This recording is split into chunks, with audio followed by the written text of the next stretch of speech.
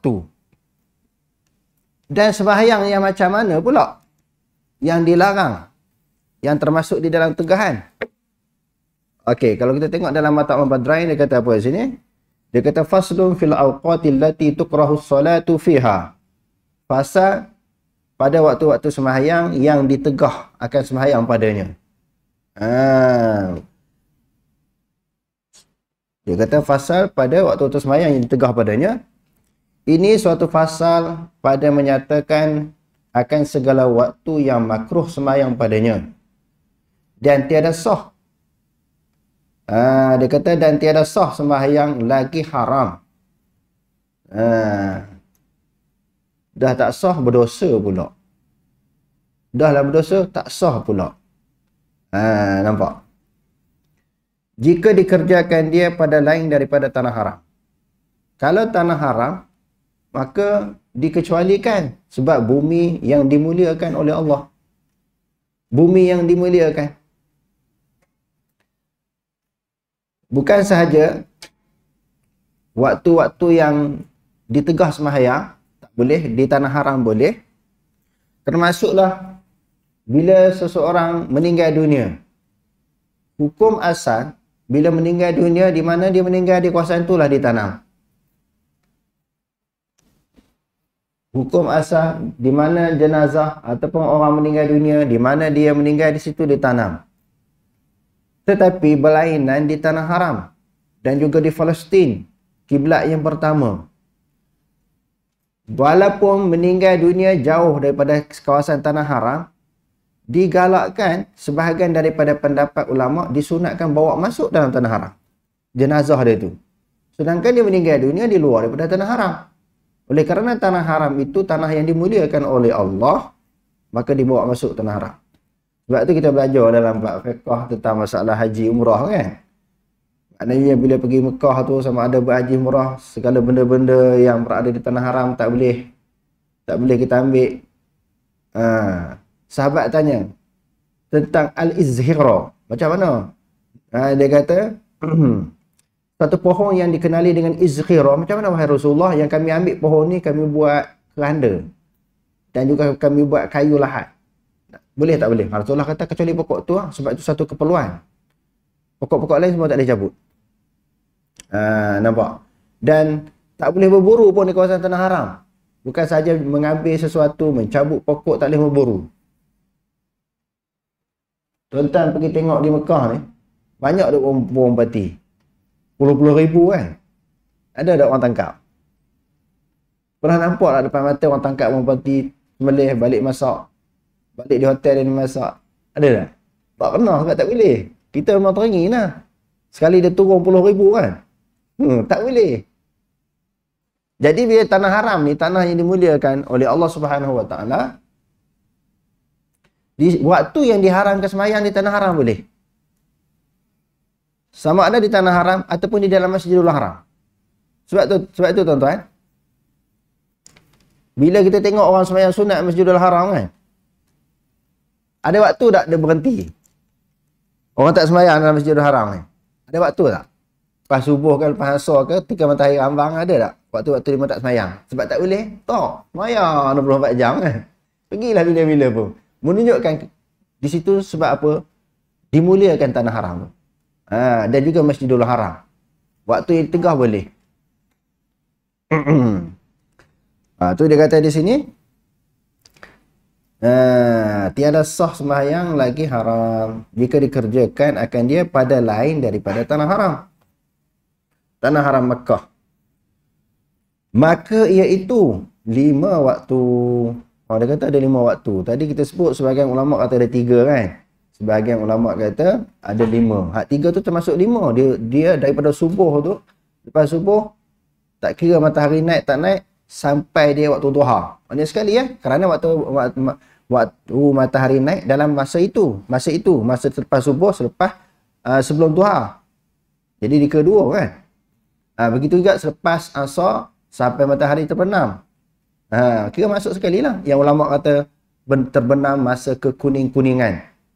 Tu pun haram. Kena terbenam penuh. Jadi akhirnya tak kira 5 ataupun 3, sama sahaja lebih kurang.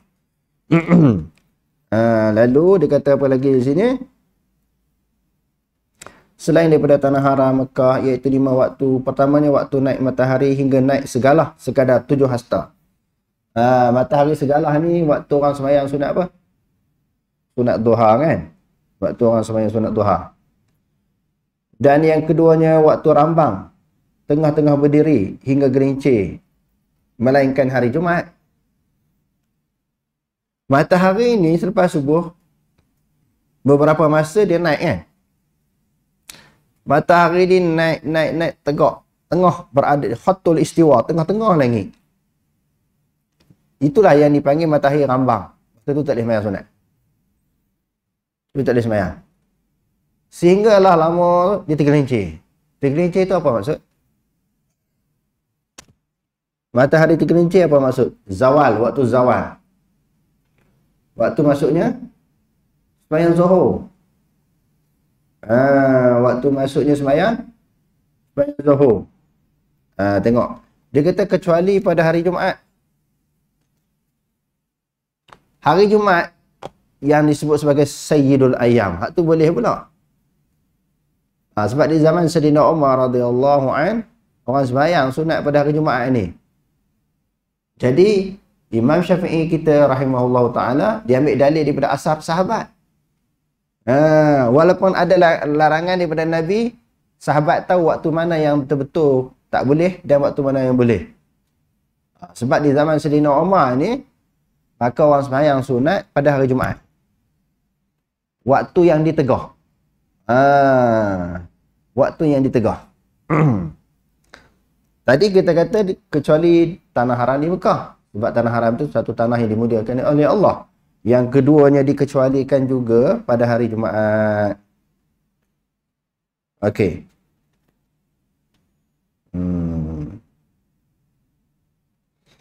Jadi sembahyang sunat pada hari Jumaat itu ulama bahas pula. Itu pada waktu pagi. Maknanya pagi tu sampai zuhur tu pagi dah dipanggil kan. Sampai tengah-tengah matahari, tu sampai waktu tengah-tengah dipanggil khatul istiwa, matahari tengah-tengah langit. Adapun kalau hari Jumaat selepas dia waktu asar macam mana? Jadi sebagian ulama kata asar tak termasuk. Kalau sembahyang sunat lepas asar tak termasuk. Nanti kita perincikan sembahyang apa yang boleh, sembahyang apa yang tak boleh. Dia ada yang sembahyang yang macam sembahyang wajib, sembahyang qada. Hak ni tak ada larangan. Sembahyang wajib, sembahyang qada, sembahyang nazar. Waktu-waktu yang ditegah ini tidak ada larangan. Apa maksud tidak larangan? Boleh. Walaupun 5 waktu ataupun 3 waktu yang kita pegang tadi. Sebab apa sembahyang wajib ni dia kok mana pun kena selesaikan. Kok mana pun dia kena sembahyang. Kok mana pun kita kena tunaikan. Sebab qada ni selagi mana kita tak buat tertanggung di atas bahu kita. Selagi mana tak buat dia berdosa. Nampak? Jadi tak dan maksud larangan tak termasuk, tak kira, boleh juga buat. Dan yang ketiga kemudian daripada sembahyang subuh hingga naik matahari segalah. Matahari segalah tadi kita sebut apa? Maksud waktu sembahyang sunat duha kan. Keempatnya kemudian daripada sembahyang asar hingga jatuh matahari. Jatuh matahari itu dipanggil terbenam matahari lah. Bila terbenam penuh. Dia ada yang terbenam sikit baru kuning. Dia masih ada kuning kan. Tapi dia nak terbenam secara penuh. Waktu tu. Terbenam penuh lah masuk waktu maghrib, masa tu baru boleh sembahyang.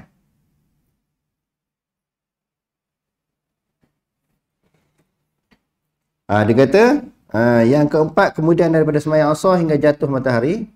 Dan kelima waktu kuning matahari hingga jatuh matahari. Patutnya selepas asar sehingga terbenam cukup lah. Tapi sebagian ulama dia perincikan lagi. Tang kuning tu juga. Bukan saja lepas asar, tang waktu kekuningan.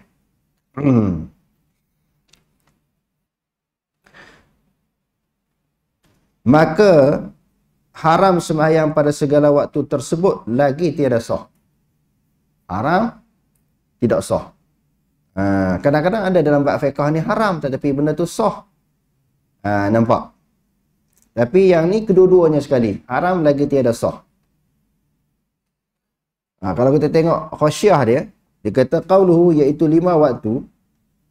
Adapun sembahyang yang diharamkan di dalam segala waktu yang 5 itu, iaitu sembahyang yang tiada baginya sebab. Sembahyang yang tak ada sebab. Iaitu sembahyang sunat mutlak. Sunat mutlak tak ada sebab. Kalau kita kata rawatib ada sebab. Sebelum sembahyang dipanggil qabliyah. Selepas sembahyang ba'diyah. Sebab apa? Sebab rawatib. Sebab rawatib yakni sembahyang yang mengelilingi, yang mengikuti sembahyang 5 waktu. Maknanya sembahyang tidak ada sebab. Sembahyang sunat mutlak dan sembahyang tasbih.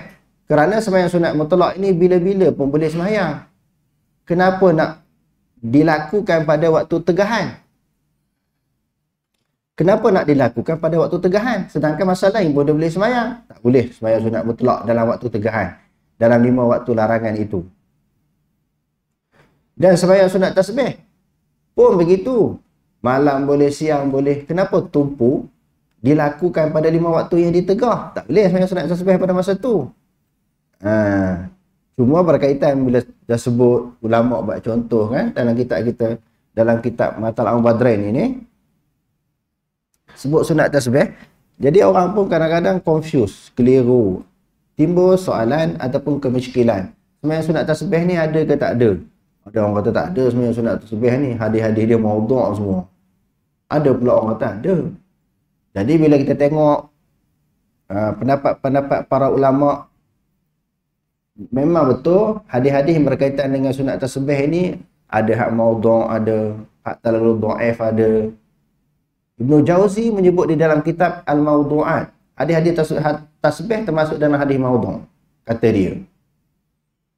Dan sebagian ulama lain kata sunat tasbih ni hadis tak ada satu hadis yang sahih. Jadi tok guru saya pun Maulana Zarwali Khan kata memang tak ada hadis yang sahih tentang sunat tasbih ini. Tapi oleh kerana banyak sangat riwayat-riwayat, dia jadi naik martabat hasan. Hasan li ghairi, maka kita boleh buat. Sehingga di antara ulama salafi yang syadid di dalam menilai hadis-hadis ini, termasuk Syekh Nasruddin Albani, dia kata sunat buat. Ada hadis termasuk dalam hadis hasan. Di dalam kitab dia dia sebut sembahyang sunat tasbih ni tarah ni hasan, maka boleh buat. Sebab tu ada dalam kitab. Dan Tok Guru saya pernah sebut paling common seumur hidup sekali. Sebab banyak sangat hadis-hadis tentang kelebihan sembahyang tasbih ni. Jadi bagi saya ada disyariatkan sembahyang sunat tasbih ni. Bila campur hadis-hadis tu terlalu banyak tentang kelebihan dia, jadi ulama kata hadis hasan li ghairi. Boleh beramal. Dulu-dulu orang kadang-kadang buat tiap-tiap hari ataupun tiap-tiap malam kan. Kalau tak mampu, dianjurkan dibuat seminggu sekali. Tak mampu lagi, sebulan sekali. Tak mampu, setahun sekali. Tak mampu lagi, seumur hidup sekali. Tapi takkanlah semua hidup buat sekali kan. Jadi sebab tengok situ ada kelebihannya. Banyak kelebihan. Sebab apa yang dikatakan kalau tak mampu tu? Jadi sebahagian daripada ulama' dia letakkan kafiat. Kafiat tu jadi panjang, tasbih ada 300 kali kan, jadi panjang. Ada sebahagiannya letak beratus-ratus lah. Cuma kafiat-kafiat itu tidak ada daripada Nabi. Cuma ulama' khilaf tentang status hadis kelebihan sembahyang sunat tasbih. Adapun kafiat tu tidak ada disebut oleh Nabi. Jadi nak buat macam sembahyang biasa pun tak apa. Jangan ditekankan tentang kafiat.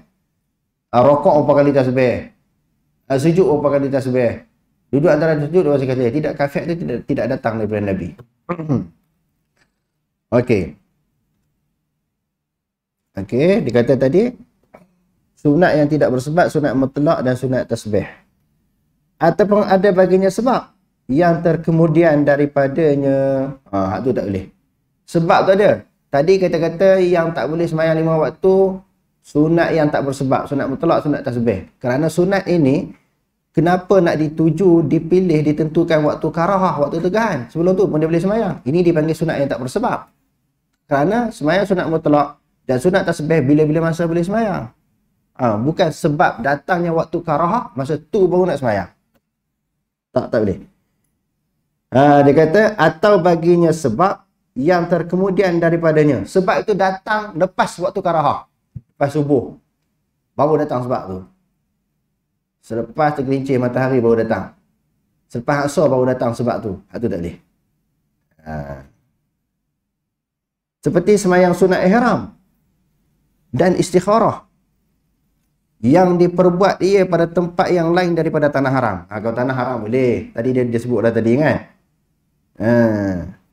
Tanah haram Makkah. Maka ada pun sembahyang yang ada baginya sebab yang terkemudian. Sebab itu baru datang. Kalau sebab itu dah datang, sebab tu dah ada kemudian. Ada sebelum tu dah ada dah. Yang tu boleh. Kalau sebab tu baru datang tak boleh. Maka ada pun sembahyang yang ada baginya sebab yang terkemudian. Yang terdahulu itu daripadanya, ataupun sembahyang berserta dengan dia seperti sembahyang qada fardu. Ayat tu boleh sembahyang qada fardu. Sebelum juga datang apa dia waktu tu. Tetapi dia melibatkan sembahyang qada fardu, yang tu boleh. Ataupun sembahyang jenazah. Ataupun sembahyang jenazah. Lebih-lebih lagi sembahyang jenazah ini disebut di dalam hadis apa dia? Asra'u bil janazah kan? Bersegeralah untuk menunaikan, menguruskan jenazah. Bila menyegerakan termasuk apa tuan-tuan? Sama ada mengkafankan, memandikan, menyemayangkan, mengebumikan. Dia kena suruh segera je. Jadi segera di sini sebab apa? Nak suruh segera. Sebab sekiranya jenazah itu adalah orang yang baik, dia marah pula kepada orang yang melambat-lambatkan mengurus jenazah dia. Sebab tak sabar-sabar dia nak menikmati nikmat dalam kubur. Sebab raudatun min riyadil jannah, hufratun min hufarin nar. Kubur ini adalah merupakan taman daripada taman syurga, dan dia merupakan apa dia? Lubang daripada lubang neraka. Sebaliknya kalau sekiranya jenazah itu orang yang jahat, dia perlu dipercepatkan kerana dia akan diseksa di dalam kubur. Tiba-tiba kita lambat menguruskan jenazah dia, Allah Ta'ala akan balakan kepada ahli keluarga tu. Sepatutnya dia kena seksa dah. Nampak? Sebab itu disuruh dipercepatkan. Okey. Itu sedikitlah perbahasan tentang, sebab kita dah belajar banyak kali lah tentang waktu larangan ni. Perbahasannya dah panjang. Hak sebab tak sebab pun dah kita baca dah pada pelajaran kita yang lepas-lepas kan. Jadi malam ni kita lalu je. Sebab kita tengok dalam Bukhari pun dah kita belajar, di dalam kitab apa dia, hadis-hadis yang lain tu semua dah kita lalui dah. Jadi pada muwatta' ini kita lalu je, dia panggil muru sahaja. Kadang kita nak mengulangi apa yang telah kita pelajari. Okey, terus.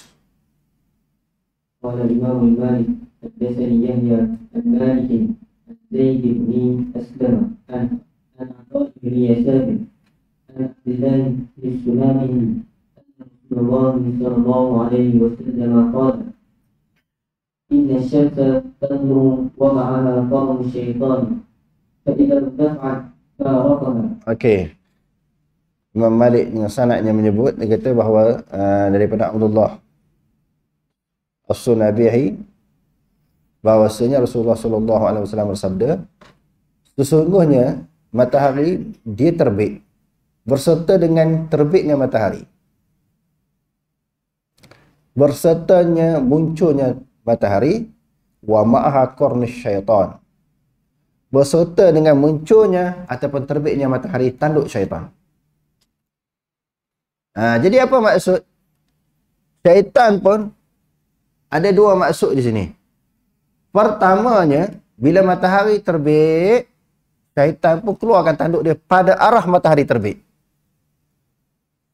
Begitu juga ketika matahari terbenam, syaitan pun muncul pada ketika matahari terbenam. Antara dua tanduk syaitan, tengah-tengah matahari keluar tu, dia buat keluar tanduk dia. Jadi di sini ulama kata, berdasarkan pada hadis ni, syaitan tu ada tanduk rupanya. Syaitan tu ada tanduk. Masa tu dia munculkan tanduk dia. Jadi pendapat yang pertama yang dikemukakan daripada ulama, sebab apa larang beribadah pada waktu itu, matahari terbit dan juga matahari terbenam. Dan ketika matahari rambang. Kerana bila matahari muncul, dia pun mengeluarkan tanduk dia. Kita semayang pada ketika itu menyuruh, yang pertamanya semacam kita menyembah syaitan. Kerana syaitan muncul pada ketika itu. Jadi syaitan rasa syok, rasa seronok, rasa bangga, rasa hebat orang duk sembah dia. Padahal kita kata kita semayang, kita sembah Allah Ta'ala. Tak, ketika itu kita semayang, dia rasa orang duk sembah dia. Sebab itu Nabi larang. Yang kedua, ini menyamai, menyerupai ibadat orang kafir pada ketika itu mereka beribadat. Duk sembah tu kan. Pada ketika itu mereka melakukan ibadat. Jadi kalau kita semayang pada ketika itu menyerupai ibadat orang kafir. Kita ni disuruh khilaf dengan orang kafir ni semua perkara. Ya ayyuhalladzina amanu la taqulu ra'ina wa qulu zurna wasma'u walil kafirina azabun alim. Bahawa orang beriman jangan sebut perkataan ra'ina, sebutlah unzurna. Bagi orang kafir itu azab yang pedih. Sebab sahabat Nabi SAW, dia duk tiru perkataan orang Yahudi ni. Sebelum tu orang Islam tak bertutur pun dengan perkataan itu. Bila tengok orang Yahudi kan, orang kafir, Yahudi, Nasrani dan kafir-kafir yang lain, bila mereka nak di waktu hari nak tidur kan, orang kafir ni dia pacak kayu lalu disangkut pedang atas tu. Oh, sahabat pun tengok bagus ke?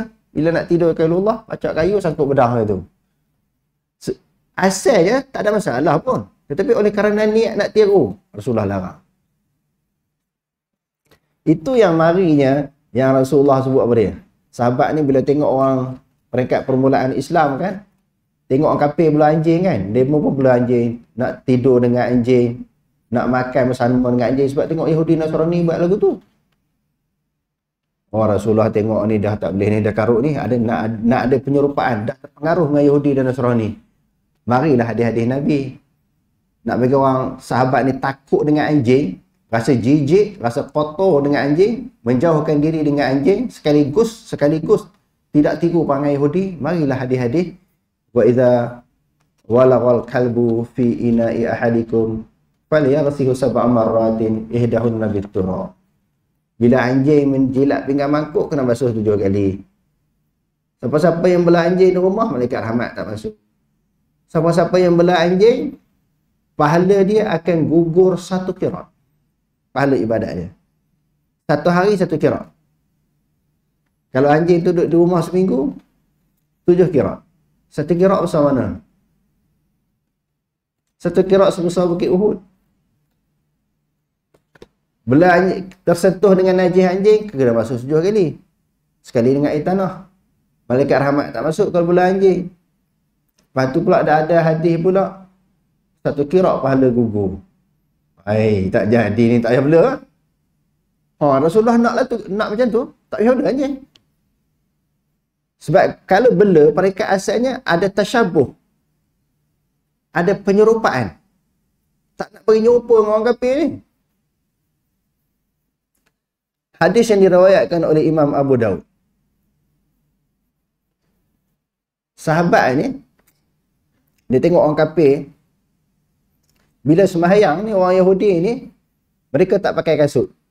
Tanya Rasulullah, kita pakai kasut, nak khilaf dengan demo. Sebab tu, dalam bab fiqh dan juga dalam hadis, kita boleh sembahyang pakai kasut. Sebab Rasulullah pun pernah sembahyang, dia pakai kasut. Cuma pada satu ketika, bila dia sembahyang itu, tiba-tiba malaikat Jibril bagi tahu tapak kaki dia kena najis. Dia tanya, maknanya asalnya dia Rasulullah pakai kasut, sahabat pun pakai kasut. Demo ni sembahyang atas pasir.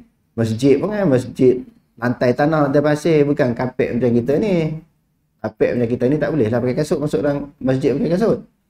Jadi nak cerita nak khilaf, memang disuruh dalam Quran, dalam hadis untuk khilaf, untuk berbeza dengan orang kafir ni. Dalam semua perkara, masalah pakaian, akhlak, masalah muamalah, semua kena khilaf. Jadi, yang kedua ulama kata, sebab ketika matahari terbit dan terbenam, pada masa tu orang kafir melakukan ibadat. Tadi kerana syaitan merasai kita sembah dia. Yang keduanya orang kafir buat ibadat ketika itu. Untuk khilaf, untuk menyanggahi mereka, berbeza dengan mereka, jangan buat ibadat ketika itu. Jangan semayang ketika itu. Adapun baca Quran, salawat, berzikir pada masa tu boleh. Cuma ibadat yang dimaksudkan di sini adalah semayang. Dia kata wa ma'aha qarnu syaitan. Fa idza tarfa'a, okey terus.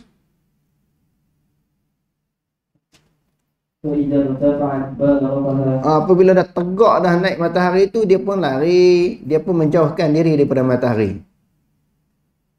Terus apabila sampai di tengah-tengah kaki, di tengah-tengah langit, syaitan mari pula. Kalau kita buat ibadat pada masa tu, dia rasa kita sembah dia lah.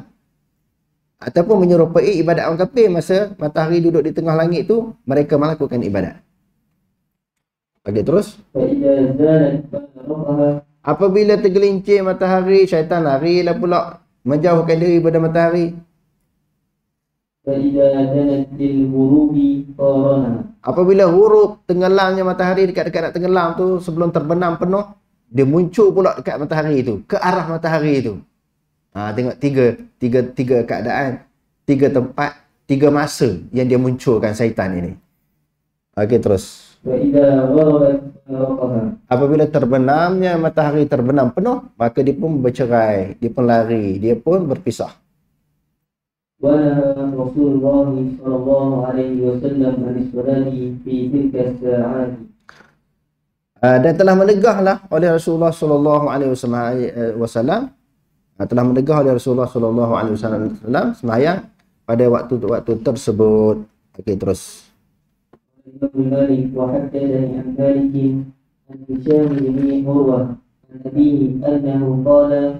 كان رسول الله صلى الله عليه وسلم يقول إذا بدا حاجب الشمس فأكبر الصلاة حتى تبرز. Macam tadi juga, sehingga matahari itu penuh. Masa dia terbit, masa itu dilarang untuk kita menunaikan sembahyang. Terus. وإذا غاب حاجب الشمس فأكبر الصلاة حتى تغيب. Apabila matahari itu terbenam, dia kata masa tu barulah boleh sembahyang. Dekat-dekat nak terbenam, kekuningan tu tak boleh lagi. Terbenam penuh, maksudnya masuk waktu maghrib, baru boleh sembahyang. Okey terus. قال الإمام مالك وحدثني عن مالك عن العلاء بن عبد الرحمن قال دخلنا على أنس بن مالك بعد الظهر. Kami pergi jumpa Alak bin Abdul Rahman. Kami masuk bertemu dengan Anas bin Malik lepas sembahyang Zuhur. Lalu dia pun sembahyang Asar.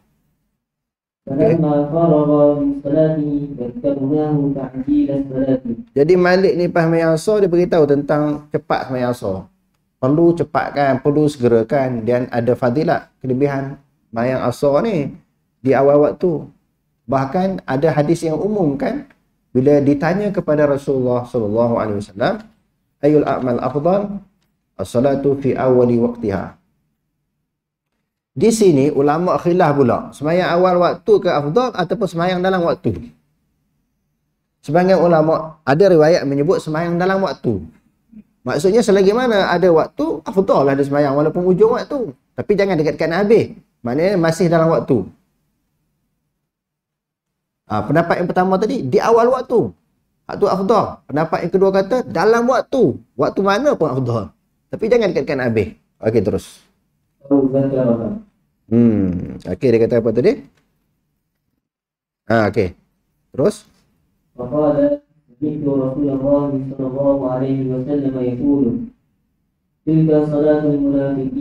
Jadi Anas bin Malik kata, aku dengar Rasulullah sallallahu alaihi wasallam bersabda, ya demikian itu sembahyang orang yang munafik.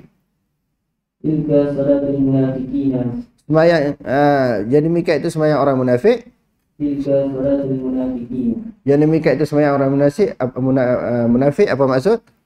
Okey, terus. يجلس أحدهم حتى إذا اصفرت الشمس. Maknanya seorang itu sembahyang apabila matahari kekuningan. Nak habis waktu dah. Waktu asar dah nak habis. Masa tu baru dia sembahyang asar.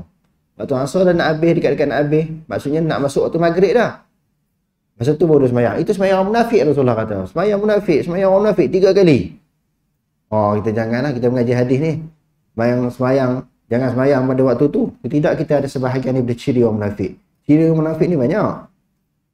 Yang kita dah belajar dalam hadis kan. Ayatul munafik salah satu.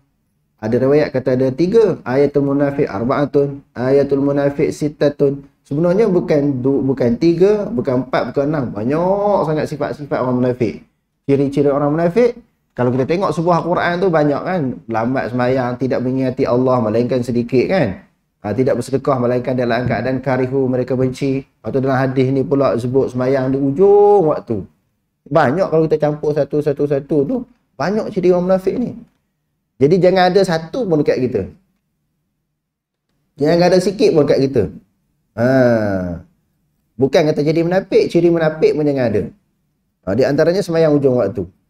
Okey, terus.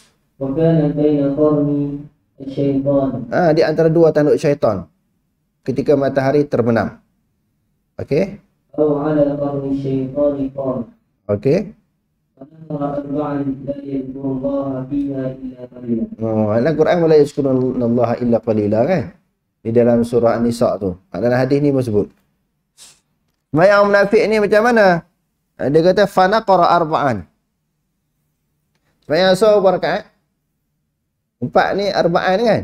Dia patuk 4 kali patuk. 4 kali patuk. Apa maksud 4 kali patuk? Oh, rokok sujud cepat Sebab apa nak cepat? Nak kejar waktu dekat nak habis tu. Kalau lambat sembahyang, duk lambat lagi, sempat 1 rakaat je.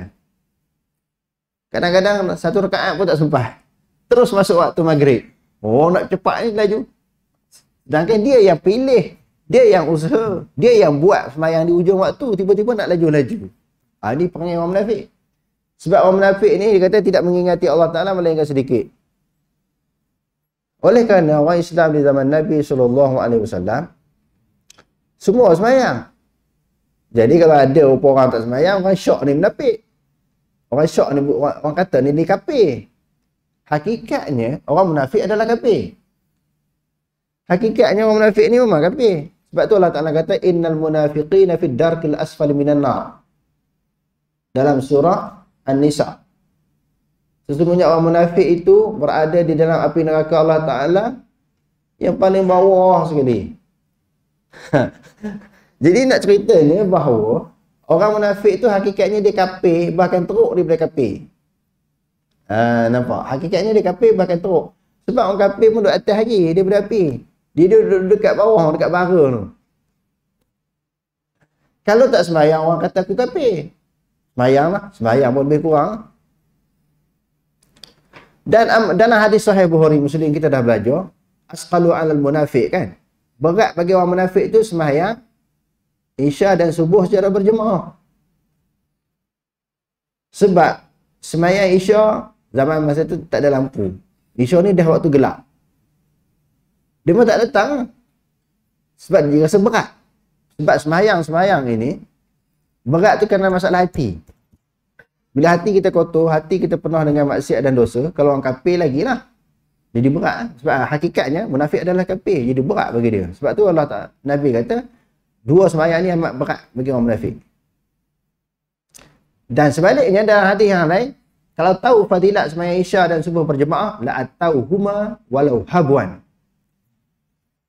Akan pergi juga sembahyang berjemaah itu walaupun merangkak. Sebab tahu kelebihan fadilat sembahyang Isya dan subuh secara berjemaah. Fadilat-fadilat ni dia mesti mari daripada Quran ataupun hadis yang sahih, bukan daripada andaian orang. Jadi Rasulullah sebut ada fadilatnya, besar fadilatnya. Macam orang sembahyang Isya secara berjemaah seolah-olah dia qiyam mulai setengah daripada malam. Kalau dia sembahyang pula subuh secara berjemaah seolah-olah sepenuh malam dia qiyam mulai. Besar fadilat. Besar fadilat. Dia kata fanaqra arba'an. Dia patut 4 kali, 4 rakaat. Nak cepat ni, takut habis waktu. Wala yazkurunallaha fiha. Tidak mengingati Allah padanya melainkan sedikit. Okey, terus. قال الإمام الباري وحدثني عن مالك عن نافع عن عبد الله بن عمر أن رسول الله صلى الله عليه وسلم قال لا يتحرى أحدكم. La yataharra. Hari ni ada perkataan baru, apa dia? Taharra apa makna? Memilih. Jangan menentukan. Sembahyang ketika matahari muncul. Perkataan taharra ni ingat lagi. Taharru yang Rasulullah sebut. Tentang apa dia? Tentang pulunglah, carilah, tekunlah Lailatul Qadar. Kamu carilah malam-malam yang ganjil 10 yang terakhir. Rasulullah guna taharru. Maknanya daripada taharra ni tadilah. Maknanya menentukan, memilih. Bagi tumpuan. Dulu kita belajar dalam Sahih Bukhari. Rasulullah keluar dari rumah dia. Dia nak bagi tahu tentang bila berlakunya malam Lailatul Qadar. Kan Lailatul Qadri khairun min alfi syahr kan? Dia keluar dari rumah dia nak bagi tahu malam bila. Allah Taala dah wahyu kepada Nabi. Malam bila tu dia nak bagi tahu. Supaya umat dia, khususnya para sahabat, cari pada malam tu pulun. Dia jalan keluar daripada rumah, sampai di pertengahan jalan dia tengok sahabat tu sedang berjidah, berbalah. Dia langsung lupa. Dia kata, aku datang ni keluar ni nak beritahu tentang malam Lailatul Qadar. Tengok kamu duduk kelai, kau terlupa nak beritahu. Alah, lupakan Nabi. Tak apalah, Rasulullah kata carilah malam yang ganjil 10 yang terakhir. 21 ke sampai 29 kan? Cari. Di sini ulama sebut ada beberapa perkara yang dirahsiakan oleh Allah. Pertamanya malam Lailatul Qadar. Yang keduanya tarikh kita mati. Yang ketiganya saat berlakunya kiamat. Sebab apa tuan-tuan? Allah Ta'ala rahsiakan beberapa perkara ni daripada pengetahuan kita. Bila tarikh tepat malam Lailatul Qadar, bila kita mati, bila berlakunya kiamat, supaya kita orang Islam sentiasa bersedia. Kalau nak berhadapan, nak bertemu dengan Lailatul Qadar, malam awal Ramadan pun dah kena pulun. Jadi malam tu kita akan terus sedia ringan kita buat ibadat. Kita tak tahu tarikh mati kita bila, sentiasa kena bersedia untuk mati. Tak tahu tarikh kiamat bila, sentiasa kena bersedia untuk berhadapan dengan kiamat. Bersedia di sudut ibadat. Kiamat kita tak boleh halang. Tak boleh nak cepat, tak boleh nak lambat. Begitu juga tarikh kematian. Iza ja'a ajaluhum la yasta'khiruna sa'atan wa la yastaqdimun. Apabila datangnya ajal seseorang kamu, dia tak boleh nak percepatkan dan tak boleh nak perlambatkan. Jadi 3 benda tu dirahsiakan supaya kita sentiasa bersedia. Okey, terus. ويصلي عند طلوع الشمس. Sembahyang ketika terbitnya munculnya matahari. عند غروبها. Ya, ketika tenggelam. Okey, terus. قال الإمام مالك وحدثني عن مالك محمد بن يحيى بن حبان عن الأعرج عن أبي هريرة أن رسول الله صلى الله عليه وسلم نهى عن الصلاة بعد العصر حتى تغرب الشمس وعن الصلاة بعد الصبح حتى تطلع الشمس. Okey. Satu tambahan lagi. Mungkin tuan-tuan mengaji di tempat-tempat lain ataupun terjumpa dalam kitab. Rasulullah sallallahu alaihi wasallam selalu sembahyang. Dia larang, banyak hadis-hadis dia larang ni.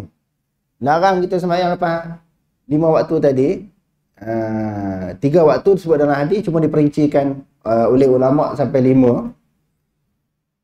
Di antaranya sembahyang lepas asar. Tapi kalau kita tengok dalam hadis yang diriwayatkan oleh Imam Bukhari, Imam Bukhari meriwayatkan, diambil daripada Aisyah, bahawa Aisyah kata Rasulullah setiap kali balik ke rumah, dia tak tinggal sembahyang lepas asar.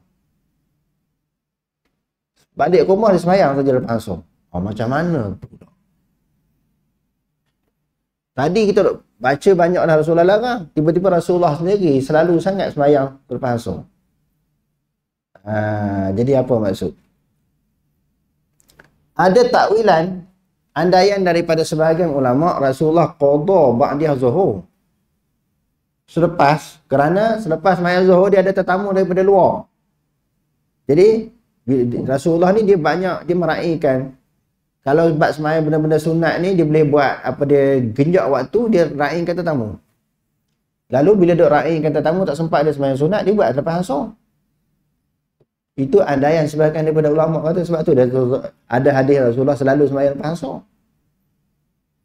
Andaian yang kedua kata, takkanlah tetamu tu pada waktu tu datang hari-hari. Sehingga menunjukkan Rasulullah sembahyang selalu. Aisyah mengikut riwayat Aisyah, dia balik rumah macam dia sembahyang sunat lepas asar. Takkan tetamu datang hari-hari sehingga menyebabkan Rasulullah tertangguh ataupun qada sembahyang ba'da Zuhur. Jadi ulama lain pula jawab. Sebahagian ulama kata memang ada sembahyang sunat asar. Sebab Rasulullah selalu buat. Sunat ba'da asar ada. Jadi kalau tengok orang sembahyang, kita duk mengaji kata tak boleh. Dalam kitab fiqh Syafi'i pun kata tak sah lagi, haram. Kita kena tanya dia sebab apa sembahyang asar. Tetap dia pegang dalil tu. Bila saya mengaji dulu, Tok Guru saya duk baca tu, jangan cepat sangat kita duk kata orang haram. Tak boleh walaupun kita duk jumpa dalil haram. Cuba kita tanya dia. Tetap dia pegang dalil yang Rasulullah. Dia pernah jumpa ataupun dia mengaji bahawa Rasulullah selalu sembahyang sunat lepas asar. Jadi sebahagian ulama ambil kata ada pandangan, tapi tak ramai pandangan ni. Yang kedua, sebahagian ulama kata ini khususiah bagi Rasulullah. Ingat macam kahwin lebih daripada 4, khususiah bagi Rasulullah. Sembahyang sunat lepas asar pun khususiah. Ada juga ulama kata macam tu. Maka kita tak boleh ikut bagi umat. Ada amalan-amalan tertentu tu khas bagi Nabi. Amalan juga perbuatan yang tertentu.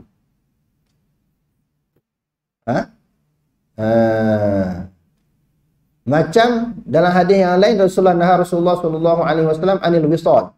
Rasulullah larang wisal. Wisal ni sambung puasa tanpa henti kan. Sedangkan Rasulullah pun wisal. Rasulullah sambung. Dia kata kamu bukan seperti aku. Aku diberi makan oleh Tuhanku. Maknanya Rasulullah diberi kekuatan yang luar biasa daripada umat dia. Sebab tu dia boleh wisal. Kalau kamu jangan buat. Ini maknanya khususiah bagi Rasulullah. Sebagian ulama kata khususiah. Jadi kita ni nak buat macam mana tuan-tuan? Walaupun ada pandangan ulama kata sunat sembahyang selepas daripada asar tu ada dalil, kita pegang jumhur ulama, kebanyakan ulama. Bukan ijma'. Ijma' ni lagi besar. Dia jumhur, kebanyakan ulama kata tak boleh. Kita pegang pendapat kebanyakan itu lebih baik. Sebab Rasulullah larang. Yang ketiga, antara perbuatan Nabi dengan larangan, kita ikut perkataannya. Sebab yang dia buat boleh jadi khususiah bagi dia. Itu ulama sebut macam tu. Kita ambil apa yang dia sebut. Okey, terus. Qala Imam Malik wa hadatsani an Malik an Abdullah bin Dinar عبد الله بن عمر أن عمر بن الخطاب كان يقول لا تحاضروا بصلاتكم طلوع الشمس ولا غروبها فإن الشيطان يدعو قرنه مع طلوع الشمس ويرغبان مع غروبها وكان يضرب الناس على تلك الصلاة. Okey, terus. قال الإمام مالك وحدثني عن مالك عن ابن شهاب عن سالم بن يزيد أنه رأى عمر بن يضرب المنكر في الصلاة بعد العصر. Sayyidina Umar dalam riwayat yang terakhir ni pernah pukul orang sembahyang lepas asar. Jadi sebab itulah kita ambil pendapat yang ramai, kerana Sayyidina Umar sendiri pukul siapa-siapa sembahyang sunat lepas asar, menunjukkan dia nampak tegas. Benda ni tak boleh. Tapi kita kena belajar banyak, kena baca pun banyak, kena mengaji sungguh. Sebab Sayyidina Umar juga pernah nak pukul orang yang menangis bila keluarga dia meninggal dunia. Tapi fahaman dia salah. Kita dah baca dah hadis tu. Sebab tu kena mengaji banyak. Kalau tidak jadi pening kalau mengaji sikit-sikit ni. Bila berlaku kematian, Rasulullah dah wafat. Zaman Sayyidina Umar, bila berlaku kematian, selepas Rasulullah wafat, bila ada orang meninggal dunia, keluarga si mati menangis. Sayyidina Umar nak tampar, nak marah. Panggil dia, kenapa kamu menangis? Dia pun takut lah. Tergedu-gedu, dia terpinga-pinga. Sayyidina Umar nak tampar dia. Sebab Sayyidina Umar kata, kamu tak pernah dengar ke hadis Nabi? yang Rasulullah kata, innal mayyita yu'adzabu bi bukai ahlihi. Sesungguhnya mayat diazab di dalam kubur dengan sebab tangisan keluarganya. Kamu tak pernah dengar hadis ni? Ni Rasulullah kata. Jadi sahabat ni pun confused. Betul ke sini Umar faham lagi tu? Lalu sahabat ni pergi tanya Aisyah, sebab Aisyah ni isteri Nabi. Betul ke apa yang difahami oleh Sayyidina Umar? Sayyidina Umar nak pukul aku ni bila aku menangis keluarga aku mati. Lalu Aisyah kata, wala taziru waziratun wizra ukhra. Aisyah baca ayat ni dalam surah Al-Isra. Dia ada dua tempat ayat ini dalam Quran. Di antaranya dalam surah Al-Isra. Seseorang tidak menanggung dosa orang lain. Kenapa mayat dalam kubur nak kena seksa? Sebab sedangkan yang menangis itu keluarga dia di atas dunia. Jadi tak ada kaitan, tak ada kena-mengena dengan perbuatan orang yang hidup melibatkan seksaan berlaku kepada orang yang telah meninggal dunia. Pertamanya ayat tu kata macam tu. Yang keduanya, benda ni pun banyak kali dah kita hurai. Sebab yang mayat itu diseksa apabila keluarga dia menangis kerana memang dia suruh. Kalau aku mati esok kamu berjerit, kamu menangis, baru nampak aku ni glamour, aku ada jasa kepada masyarakat. Kalau tidak mati dia diam je. Macam aku ni tak ada apa-apa peranan, tak ada apa-apa jasa sebelum aku mati. Sebab tu kamu kena menangis. Dia upah pula. Orang jahilah kan panggil aku tu. Upah pula kan. Suruh dia menangis kalau dia mati. Itu yang pertama. Sebab yang pertama. Sebab yang kedua, si mati tu sebelum dia mati, sebelum dia mati, orang mati dia meratap. Orang mati dia menangis. Lalu orang tiru perangai dia. Orang tiru cara dia. Dia dapat panggu lah. Dia dapat abuan lah. Sebab dia duk contohi orang macam tu. Dia menangis, dia meratap. Bila dia mati, orang pun menangis, meratap. Dia termasuk di dalam hadis. Man sanna sunnatan hasanatan falahu ajruha wa ajru man amila biha wa la yanqusu min ujurihim syai'a. Wa man sanna sunnatan sayyi'atan falahu wizruha wa wizru man amila biha wa la yanqusu min auzarihim syai'a. Barang siapa yang telah menunjukkan satu contoh yang baik, dia dapat pahala, orang yang buat juga dapat pahala. Tidak dikurangi sedikit pun pahala. Dan dia mati dah. Orang duk buat lagi apa yang dia ajar. Wal ilmu yantafi'u bihi, ilmu yang memberi manfaat. Dalam hadis lain pula, maka sampai dalam kubur pun dapat. Sebaliknya, barang siapa yang mencontohi, menunjukkan jalan kejahatan, orang tiru kejahatan dia, dia dapat dosa. Dan orang yang tiru juga dapat dosa. Wala yanqusu min auzarihim syai'a, tidak dikurangkan sedikit pun daripada dosa. Jadi hak mayat tadi, hak Sayyidina Umar nak pukul tadi, sebab apa dia? Situ dia tak jelas. Kerana tindakan dia dipangkang oleh sahabat yang lain. Maksudnya saya nak sebut macam ni. Kadang-kadang ada seorang sahabat dia petikai satu tindakan sahabat yang lain, kita tengok. Itu mungkin pandangan peribadi dia. Kalau dia ditentang oleh ramai daripada sahabat, maka pendapat sahabat ini ditolak. Dalam isu ataupun kes yang lain, sebahagian sahabat bila Rasulullah dah meninggal dunia, sahabat mereka meninggal, mereka pacak kayu pelepah tamar. Sebab nak tiru Rasulullah buat tu kan. Lalu ditentang oleh majoriti sahabat. Sebab yang Nabi pancak tu kerana berkatnya tangan mukjizat Nabi. Datangnya sahabat, lalu buang pelepah tamar yang dia pacak itu, lalu disebut yazilluhu amaluhu. Yang melindungi mayat di dalam kubur adalah amalannya. Bukan pelepah tamar ni. Hak Rasulullah pernah buat. Satu kubur tu je dia ni buat. Bukan setiap kubur orang yang mati. Bukan setiap kubur orang yang mati dia buat macam tu. Sehingga Khadijah, isteri dia meninggal dunia, dia tak pacak. Adik-beradik dia meninggal dunia, dia tak pacak pelepah tamar. Satu kes ni orang Madinah tu dia pacak. Itu pun Allah Ta'ala datangkan wahyu, mayat itu sedang disiksa. Itu je. Fa'innahuma yu'azzabani kama yu'azzabani fil kabir. Disebut dalam hadis kan. Sebab apa kamu pacak pelepah tamar? La'allahu an yukhaffafa man lam yaybisa. Semoga mayat di dalam kubur diringankan oleh Allah selama mana pelepah tamar ini masih basah. Wallahu a'lam. Aqulu qawli hadza wa astaghfirullahal azim wa lakum. Wassalamu alaikum warahmatullahi taala.